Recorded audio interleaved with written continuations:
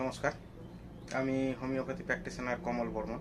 আমি সাধারণত রোগ সম্পর্কে আলোচনা করি, ওষুধ সম্পর্কে আলোচনা করি, কিন্তু আজকে এই সব টপিক বাদ দিয়ে একটু অন্যরকম টপিক নিয়ে আলোচনা করব। আমরা কিভাবে মস্তিষ্ক বা ব্রেনের কার্যক্ষমতা বৃদ্ধি করতে পারি।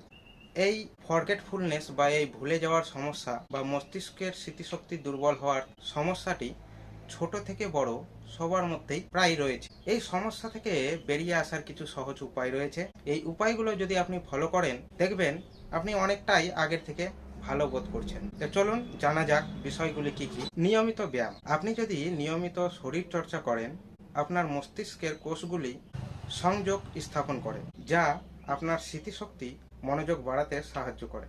তাই চেষ্টা করুন নিয়মিত ব্যায়াম করবার। স্বাস্থ্যকর খাবার। আমাদের প্রত্যেকটা বিষয়ে খাবার একটা বিশাল ইম্পর্টেন্ট ভূমিকা পালন করে, এক্ষেত্রেও তাই। এক্ষেত্রে যেসব খাবারগুলো আপনি খাওয়ার চেষ্টা করবেন সেগুলো হলো চর্বিযুক্ত মাছ, বাদাম এবং সবজি। এই খাবারগুলি মস্তিষ্কের জন্য বিশেষ উপকারী, তাই চেষ্টা করবেন আপনার খাদ্য তালিকায় এই খাবারগুলো যাতে স্থান পায়। ঘুম। স্মৃতিশক্তি ভালো করবার জন্য ঘুম একটি ইম্পর্টেন্ট বিষয়। ঘুম চেষ্টা করুন পর্যাপ্ত পরিমাণ ঘুম নেওয়ার। পর্যাপ্ত পরিমাণ ঘুম নিলে আপনার স্মৃতিশক্তি বাড়বে ও মস্তিষ্কের কার্যকারিতা বাড়বে। নতুন নতুন চ্যালেঞ্জ গ্রহণ করুন। নতুন নতুন চ্যালেঞ্জ বলতে আপনি যখন আপনার মস্তিষ্কে কোনো কাজে লাগাবেন, সেক্ষেত্রে লক্ষ্য করবেন আপনার মস্তিষ্ক অটোমেটিক আগের তুলনায় অনেক ভালো কাজ করছে। উদাহরণস্বরূপ বলা যেতে পারে, যদি আপনার বাড়িতে একটি পুরনো মোটরসাইকেল থাকে, যদি সেই মোটরসাইকেলটি দীর্ঘদিন ধরে যদি ব্যবহার না হয়, বসে থাকে, দেখবেন সেই মোটরসাইকেলটি পরবর্তীতে যখন স্টার্ট করা হবে তখন স্টার্ট হতে চায় না। তেমনই আমাদের ব্রেন, আমরা যদি আমাদের ব্রেনকে ইউজ না করি, সেক্ষেত্রে আস্তে আস্তে আমাদের ব্রেন কার্যকারিতা হারিয়ে ফেলে। তাই চেষ্টা করুন আপনার ব্রেনকে নতুন নতুন কাজে ইনভলভ করবার। এতে আপনার স্মৃতিশক্তি এবং ব্রেনের কার্যক্ষমতা বাড়বে। মানসিক ও শারীরিক বিশ্রাম। যদি আপনি আপনার শরীরকে যত্ন না নেন, যদি আপনি আপনার মস্তিষ্কের যত্ন না নেন, সেক্ষেত্রে দেখবেন আস্তে আস্তে আপনি দুর্বল হয়ে পড়ছেন। ঠিক তেমনই যদি আপনার ব্রেনকে সব সময় ব্যবহার করতে থাকেন, সেক্ষেত্রেও কিন্তু একটা বড় সমস্যা। তাই প্রত্যেকটি কাজের ক্ষেত্রেই যেমন আপনার বিশ্রাম প্রয়োজন, তেমনি আমাদের মস্তিষ্কেরও বিশ্রাম প্রয়োজন, আমাদের শরীরেরও একটা বিশ্রামের প্রয়োজন রয়েছে। তাই চেষ্টা করুন আপনার মস্তিষ্ক এবং শরীরকে পর্যাপ্ত পরিমাণ বিশ্রাম দেওয়ার। গান শোনার অভ্যাস। শুনতে হয়তো আপনার একটু অবাক লাগতে পারে, কিন্তু সত্যি বলতে কি, এই গান শোনাও আমাদের মস্তিষ্কের কার্যকারিতাকে বাড়ায়।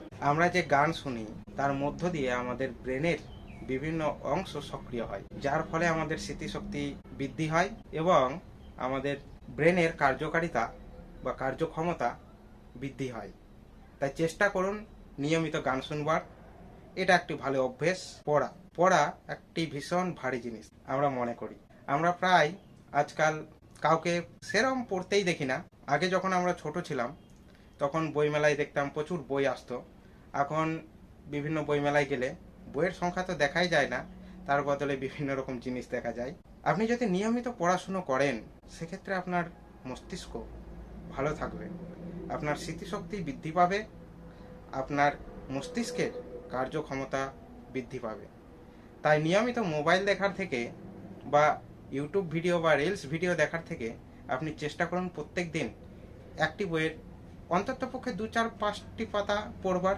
এই বই পড়লে আপনার বিভিন্ন দিকে প্রফিট হবে। এই বই পড়লে আপনার পার্সোনালিটি ডেভেলপ হবে, আপনি নতুন নতুন জিনিস জানতে পারবেন।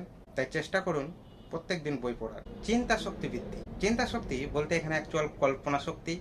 কল্পনা শক্তি তখনই বৃদ্ধি হবে যখন আপনি কিছু নতুন জিনিস ট্রাই করা, এর ফলে আপনার চিন্তা শক্তি বৃদ্ধি। আপনি চেষ্টা করুন নতুন নতুন জিনিস শেখার, নতুন নতুন জিনিস খেলার, যেমন পাজল। এইসব খেললে আপনার ব্রেনের 100% ব্যবহার হবে এবং আপনার স্মৃতিশক্তি ও ব্রেনের কার্যক্ষমতা বৃদ্ধি পাবে। সব থেকে ইম্পর্টেন্ট বিষয় যোগাযোগের মাধ্যম। আমরা এই সোশ্যাল মিডিয়ার আশায় আমরা রাস্তাঘাটে বেরোই না, সেইভাবে আমরা লোকজনের সাথে আলাপ আলোচনা করি না। এতে আমাদের ভীষণ অপকারী হচ্ছে, উপকার হচ্ছে। আমাদের প্রত্যেকেরই চেষ্টা করা উচিত নতুন নতুন সম্পর্ক করার, নতুন নতুন লোকজনের সাথে আলাপ আলোচনা করার। এতে বিভিন্ন রকম উপকার হতে পারে, যেমন আপনার কথা বলার স্কিল ডেভেলপ হবে, আপনার আত্মীয়তা বাড়বে, এছাড়াও আপনার মস্তিষ্কের কার্যক্ষমতাও এতে বাড়ে। আর একটি লাস্ট বিষয়, ব্রাহ্মী শাক আমরা প্রায় শুনে থাকি। এই ব্রাহ্মী শাক আমাদের মস্তিষ্কের জন্য বেশ উপকারী একটি শাক। আপনারা চেষ্টা করবেন এই শাকটি খাওয়ার। এই শাকটি যদি না খেতে পারেন, সেক্ষেত্রে হোমিওপ্যাথি এই ব্রাহ্মী শাক থেকেই তৈরি একটি ওষুধ রয়েছে, ব্যাকোপা মাদার টিংচার, সেটিও আপনি খেতে পারেন। হোমিওপ্যাথিতে এই স্মৃতিশক্তি বৃদ্ধির জন্য বিভিন্ন ওষুধ রয়েছে, যেমন ব্যাকোপা, অ্যানাকার্ডিয়াম। অ্যানাকার্ডিয়াম সাধারণত বৃদ্ধ লোকেদের ক্ষেত্রে ব্যবহার করা হয়, কিন্তু আপনি ঔষধ খাওয়ার থেকে যেই উপায়গুলো বললাম, সেই উপায়গুলো যদি আপনি মেনে চলেন, দেখবেন আপনার মস্তিষ্কের কার্যক্ষমতা আগের তুলনায় অনেকটাই বৃদ্ধি হয়েছে।